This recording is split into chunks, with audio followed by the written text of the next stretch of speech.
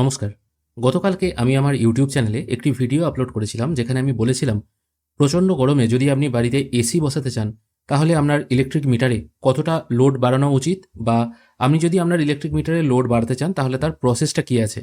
এবার আপনি যদি বাড়িতে এসি বসান তাহলে আপনার ইলেকট্রিক বিল কত আসবে বা কতটা বেশি আসবে সেটা কিন্তু আজকের এই ভিডিওতে দেখে নেব। একটি এসি প্রথমে কত ইউনিট কনজাম্পশন করে সেটা আগে দেখে নেওয়া যাক। সেই জন্য আমি WBACDCL এর অফিসিয়াল ওয়েবসাইটে চলে এসেছি। এখানে আসার পর অ্যাপ্লাই নিউ কানেকশন বলে যে সেকশনটি আছে এটির ওপর ক্লিক করলে এখানে কোটেশন ক্যালকুলেটর বলে একটি অপশন আপনি পেয়ে যাবেন। এখানে প্রথম অপশন আছে অ্যাপ্লায়েন্সেসের ওপরে আপনি এখানে দেখতে পাবেন এয়ার কন্ডিশন। এবার নর্মালি যারা বাড়িতে প্রথমবার এসি বসান 1.5 টন এসি এনাফ হয়, সেই জন্য এটা আমি 1.5 টন সিলেক্ট করছি। যেখানে দেখা যাচ্ছে একটি 1.5 টন এসি 2250 ওয়াটের কারেন্ট খরচ করে, এবং এটা যদি আমি সিলেক্ট করে অ্যাড করি তাহলে এখানে দেখতে পাচ্ছেন টোটাল লোড লাগছে 2.25 কিলোওয়াট। তাহলে একটা 1.5 টন এসির ক্ষেত্রে 2.25 কিলোওয়াট লোড কিন্তু প্রয়োজন হচ্ছে। এবার আপনারা যদি আপনাদের মিটারে সেই লোডটা বাড়াতে চান সেটা কিভাবে বাড়াবেন সেটা কিন্তু আমি গতকালকের ভিডিওতেই দেখিয়েছি। সেই প্রসেস অনুযায়ী আপনারা কিন্তু বাড়িতে সেটি করে ফেলতে পারবেন। এবার এই এসি বসালে কতটা কারেন্ট খরচ হয় সেটা দেখার জন্য আমি মাইক্রোসফট ওয়ার্ড অপশানটা ওপেন করছি। এখানে কিছু কিছু অপশান আমি অলরেডি ফিল করে রেখেছি, খুব বেশি নয়। দেখুন এখানে প্রথমে শুধু লিখেছি একটা এসি 2.25 কিলোওয়াট বিদ্যুৎ খরচ করে। এবার এই 2.25 কিলোওয়াট বলতে 2250 ওয়াটকে বোঝাচ্ছে। এবার আমি এখানে একটা কথা বলে দিই, ওয়াটেজ আপনারা ক্যালকুলেট কী করে করবেন। সাধারণত আপনাদের বাড়িতে যে এলইডি বাল্বগুলো থাকে সেগুলো হয় 9 ওয়াটের। আপনারা হয়তো এখনও দেখেছেন বিভিন্ন রকম ফিলামেন্টের বাল্ব পাওয়া যায়, যেটা এখন ছবিতে দেখতে পাচ্ছেন। এই টাইপের যে বাল্বগুলো হয় সেগুলো সাধারণত হতো 100 ওয়াটের। তার মানে একটা এসি এই 100 ওয়াটের বাল্ব যে পরিমাণ কারেন্ট খরচ করে তার 20 গুণ বা 22 গুণ কিন্তু কারেন্ট বেশি খরচ করে। তার মানে বুঝতে পারছেন, সাধারণত একটা 100 ওয়াটের বাল্ব যখনই আপনি হোল্ডারে ফিট করবেন তারপর মিটারের সামনে এসে দাঁড়াবেন, দেখবেন মিটারের আলোটা কী হারে দপদপ দপদপ করে জ্বলছে, মানে প্রচণ্ড ফাস্ট কিন্তু ইউনিট খরচ করে। সেই জন্য কিন্তু এখন এই প্রথমে CFL ল্যাম্প এলো, তারপর চেঞ্জ হয়ে ওটা এলইডি এলো। এলইডি যদিও এখন অনেক কম খরচ করে ইলেকট্রিকের। এবার চলে আসি একটা এসি, মানে একটা যদি 1.5 টন এসি টোটাল 1 ঘন্টা যদি চলে, বা আপনি বাড়িতে এসি বসালেন, সেক্ষেত্রে একটা 1.5 টনের এসি 2.25 কিলোওয়াট সে লোড নিচ্ছে, এবং সে যদি 1 ঘন্টা চলে তাহলে কিন্তু 2.25 ইউনিট সে কারেন্ট খরচ করছে প্রতি ঘন্টায়। এবার স্বাভাবিক আপনাদের মনে প্রশ্ন আসবে, একটা দিন হয় 24 ঘন্টা, আমি যদি মনে করি শুধুমাত্র রাত্রিটুকু এসি চালাবো, রাত্রিরে ধরুন বা সন্ধ্যের পর বা দুপুরের কিছুটা অংশ বা রাত্রের কিছুটা অংশ আমি এসি চালাবো, টোটাল 10-12 ঘন্টা আমি এসি চালাবো, তাহলে 2.25 ইউনিট ইন্টু 10 দিয়ে সমান দিয়ে যে উত্তরটা বেরোবে মোটামুটি ধরুন 20 ইউনিটের মতো কারেন্ট তাহলে আমার পার ডে খরচ হবে। তাহলে তো অনেকটা বেশি কারেন্ট হয়ে যাচ্ছে, কিন্তু ব্যাপারটা সেটা নয়। ওই হিসাবে কিন্তু যাবেন না, এক্ষেত্রে কিন্তু একটু বোঝার ব্যাপার আছে। আমি এটাকে তাই মুছে দিচ্ছি। এই যে আগে আমার গোটা ভিডিওটা দেখুন, তাহলে কিন্তু বুঝতে পারবেন একটা এসি আপনি যদি পার ডে 10 থেকে 12 ঘন্টা করে চালান, দেখুন সারাদিন তো আপনার এসি চলবে না। সাধারণত অফিসেও যদি দেখা যায় অফিসে হয়তো 12 ঘন্টা এসি চলে, রাত্রিটুকু অফ থাকে। এবার আমি এসি আপনি কতক্ষণ চালাবেন সেটা আমি মোটামুটি একটা ক্যালকুলেট করছি। ধরুন আপনি সন্ধ্যের পর থেকে সকাল অবধি এসি চালাচ্ছেন, বা বিকেলের পর থেকে ভোর অবধি এসি চালাচ্ছেন, 10 ঘন্টার মতো আপনি হয়তো এসিটা চালাচ্ছেন।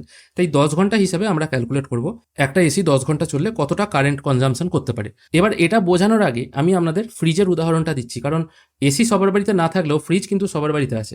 ধরুন একটা ফ্রিজ, সেটা গরম হয়ে গেছে, ভেতরটা যখন খুলছেন তখন দেখছেন গরম আছে। সেই ফ্রিজটা যখন আপনি ফার্স্ট টাইম পাওয়ার চালু করলেন, ফ্রিজ চালালে দেখবেন হালকা একটা শব্দ আসে। এখনকার ফ্রিজগুলো কিন্তু অতটা শব্দ আসে না, কিন্তু একটু পুরোনো দিনের ফ্রিজে দেখবেন বেশ শব্দ আসে। ফ্রিজটা যখন ফার্স্ট টাইম চালানো হয় এবং ফ্রিজের ভেতরটা যখন গরম থাকে, ফ্রিজের ভেতরটাকে ঠান্ডা করার জন্য ফ্রিজটা কিন্তু ফার্স্ট টাইম প্রায় আধ ঘন্টা 45 মিনিট চলে।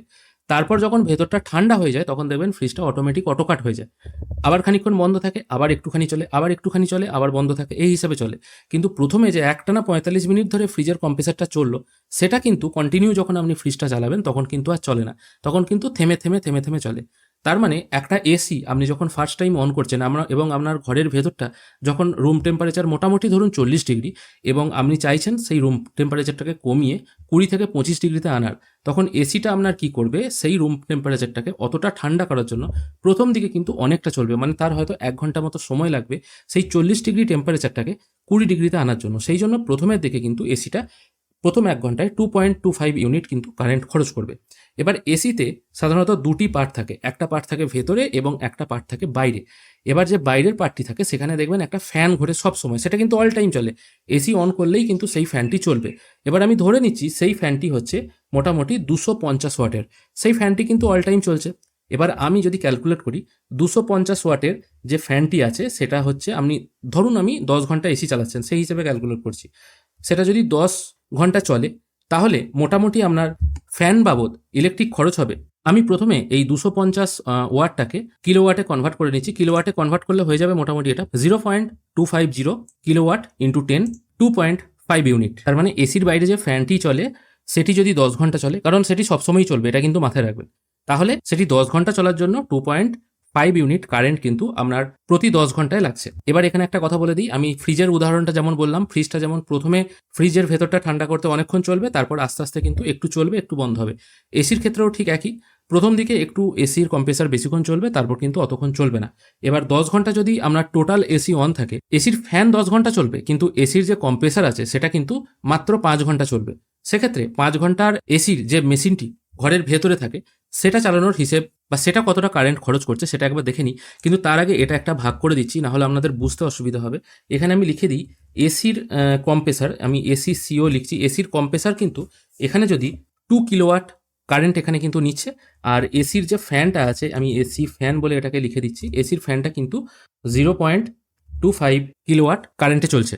না হলে এখানে আমি ধরুন এসি লিখেছি 2.25 কিলোওয়াট বা 2250 ওয়াট, কিন্তু এবার এখানে একটা আলাদা ভাগ করেছি, সেটা কিন্তু আপনাদের একটু বুঝতে অসুবিধা হবে।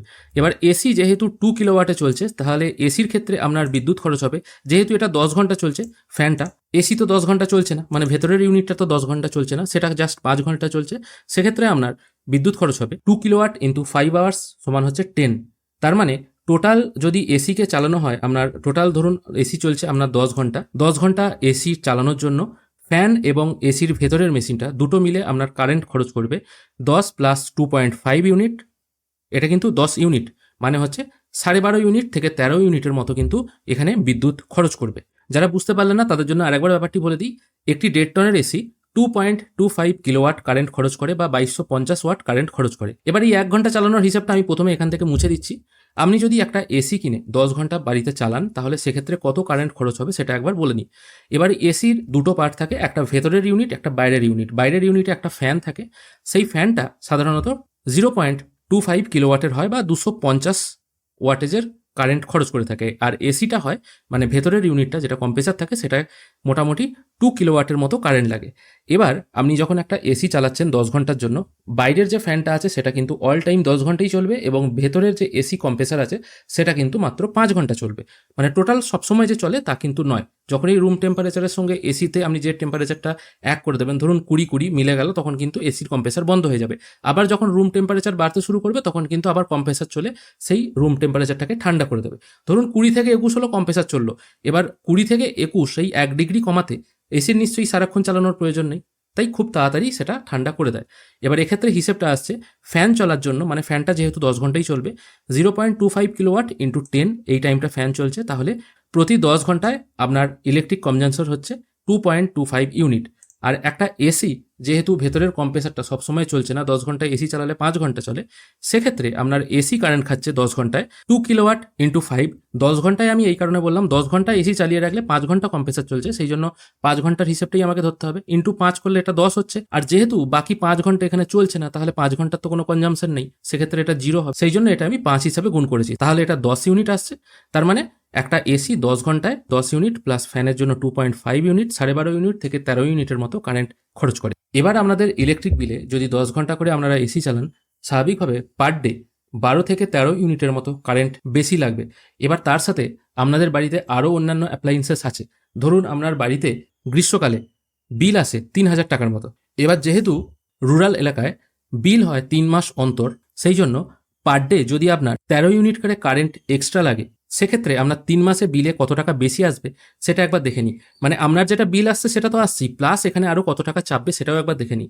সেক্ষেত্রে এখানে আসছে আপনার 13 ইউনিট পার ডে ইন্টু 90 দিন মানে হচ্ছে 1170 ইউনিট। এবার 90 আমি এই কারণেই করলাম রুরাল এলাকায়, যেহেতু 3 মাস অন্তর বিল হয়। এবার আপনি যদি শহর এরিয়ায় থাকেন তাহলে সেটা ইন্টু 30 করে নেবেন। এবার এই 1170কে আপনি যদি 7 টাকা ইউনিট হিসাবে ক্যালকুলেট করেন, 1170 ইন্টু যদি 7 করেন, তাহলে আপনার প্রতি 3 মাসে আপনার যা ইলেকট্রিক বিল আসতো তার থেকে 8,200 টাকার মতো অতিরিক্ত ইলেকট্রিক বিল আসবে। আর এটাকে যদি মান্থলি ক্যালকুলেট করেন তাহলে 2700 টাকার মতো পার মান্থ অতিরিক্ত ইলেকট্রিক বিল আসবে এসি চালানোর জন্য। এবার এখানে আর একটা কথা বলার আছে, সাধারণত আমরা হাটে বাজারে যখন যাই, যখন অল্প জিনিস নিই তখন একরকম রেট হয়, আবার যখন বেশি জিনিস নিই তখন কিন্তু আরও বেশি রেট হয়।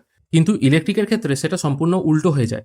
যেমন ধরুন আপনার বাড়িতে 100 ইউনিট খরচ হয়, 100 ইউনিটের যা দাম হবে, যখনই আপনি বাড়িতে 200 ইউনিট খরচ করবেন, ভাববেন না যে 200 ইউনিট খরচ করেছি, বেশি খরচ করেছি, হয়তো আমাকে WBACDCL কিছুটা কনসিডার করবে, তা নয়। নর্মালি কথার কথা, প্রথম 120 ইউনিটের জন্য আপনার যদি 6 টাকা সামথিং চার্জ হয় পার ইউনিট, আপনি যদি 180 ইউনিট খরচ করেন তাহলে ওই 120 পর যে 80 ইউনিট এক্সট্রা পড়াবেন সেটার জন্য কিন্তু 6 টাকা 6.5 টাকার মতো বিল বেশি হয়। তার মানে আপনি যখনই এসি বসাবেন আপনার ইউনিটও বেশি হচ্ছে, এবং যেহেতু যত ইউনিট বাড়ছে, ইউনিট বাড়ার সঙ্গে সঙ্গে পার ইউনিট চার্জও কিন্তু বেশি হবে। সেই জিনিসটা কিন্তু একটু মাথায় রাখবেন।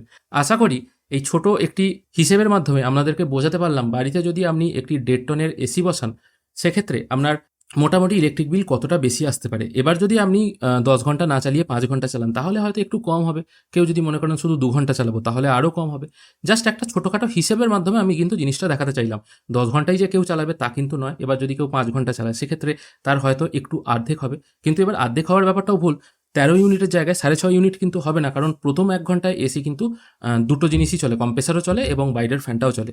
এবার এখানে একটা কথা বলে দিই, যারা ইনভার্টার এসি কিনবেন, এটা তো গেল নন ইনভার্টার এসির ক্ষেত্রে। এবার যারা ইনভার্টার এসি কিনবেন, ইনভার্টার এসি কিন্তু একটু কম পরিমাণ কারেন্ট কনজামশন করে। সেক্ষেত্রে নন ইনভার্টার এসি যদি প্রতি 10 ঘন্টায় 13 ইউনিটের মতো কারেন্ট খরচ করে, ইনভার্টার এসি হলে সেটা কিন্তু 7 থেকে 8 ইউনিট বা 7 থেকে 8 ইউনিট না হলেও 8 থেকে 9 ইউনিটের মতো কারেন্ট খরচ করে।